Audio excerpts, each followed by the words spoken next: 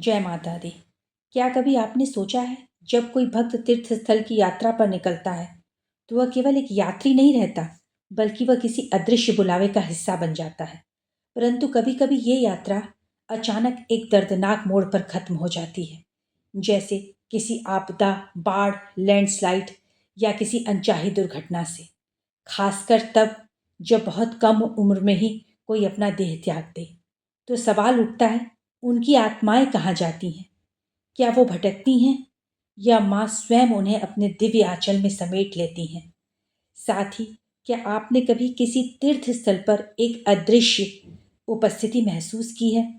किसी का अचानक आकर मदद करना और फिर गायब हो जाना, या किसी की एक झलक का अचानक क्षण भर के लिए दिखना फिर अदृश्य हो जाना, या किसी अनजानी उपस्थिति, हंसी, स्पर्श या आहट जिसे आपने अकेले महसूस किया हो।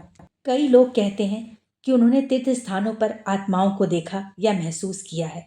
क्या ये वही लोग हैं जिनकी आकस्मिक मृत्यु लैंडस्लाइड, बाढ़, भगदड़ या किसी आपदा में हो गई?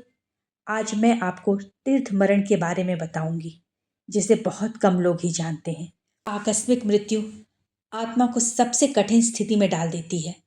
एक पल पहले जीवन चल रहा होता है और फिर अगले ही पल सब समाप्त। आत्मा को समझने में समय लगता है कि अब वह शरीर में नहीं है। परिवार, अपनों और अधूरे सपनों का मोह उसे बांधे रखता है।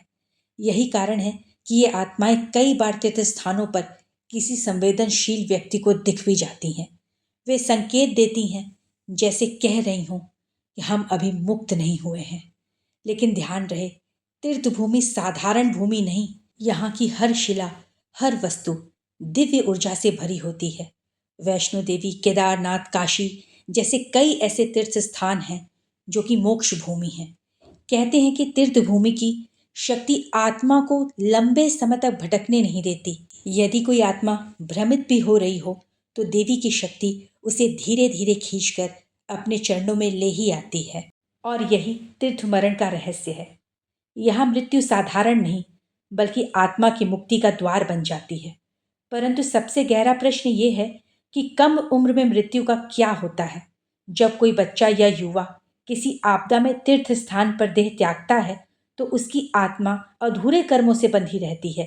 शास्त्र कहते हैं, ऐसी आत्माएं जल्दी पुनर्जन्म ले लेती हैं ताकि अपने अधूरे कर्मों को पूरा कर सकें। तीर्थ भूमि पर ये माँ की कृपा से पुनर्जन्म या फिर सदा के लिए माता के चरणों में विश्राम पाती हैं। और ऐसी आत्माएं ही दिव्य झलक के रूप में अनुभव कराती हैं, जो कुछ क्षणों के लिए दिखाई देती हैं और फिर अदृश्य हो जाती हैं। यही कारण है कि आपने कई बार सुना होगा कि किसी तीर्थ स्थान पर किसी मुसीबत में फंसे मुसाफिरों की किसी अनजाने बाबा ने आकर मदद की, किसी दिव्य कन्या ने आकर उनकी मदद की, या फिर माँ ने रास्ता दिखाया, या कोई अनजानी शक्ति उनके साथ थी, भक्तों को राह दिखा रही थी। ये सब वही आत्माएं होती हैं जो कि माता का संरक्षण पाकर उनके भक्तों की संरक्षण करती हैं, उनके भक्तों की सहायता करती हैं।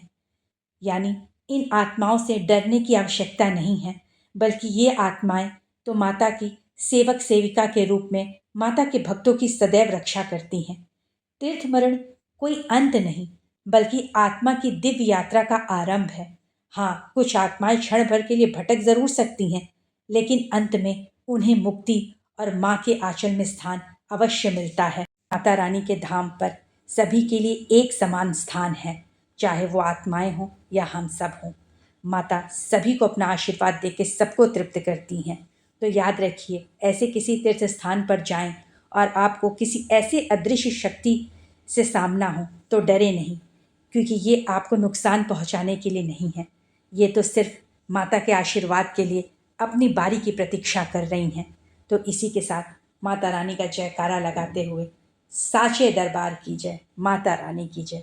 बहुत बहुत धन्यवाद।